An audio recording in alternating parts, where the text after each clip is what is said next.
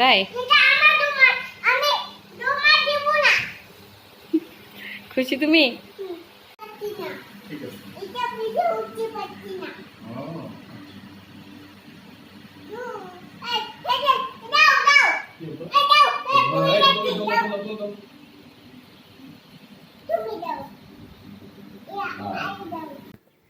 দোলনা পেয়ে আমার মেয়ে তো মহা খুশি।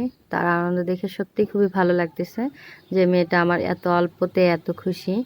তো এদিকে তো অনেক গরম পড়ছে, আবার হচ্ছে আমও নামে গেছে, পাকা আম। তো ঘরে আম ছিল, তা ভাবলাম একটু জুস করে দিই, মেয়ে যদি এই ফাঁকে খায়। আমার মেয়েটা সহজে কিছু খেতে চায় না, আম কেটে দিলেও খায় না, জুস করে দিলেও খেতে চায় না। দেখা যায় বাইরেরটাই ও একটু খায়, কিন্তু বাইরের আমি খেতে দিই না।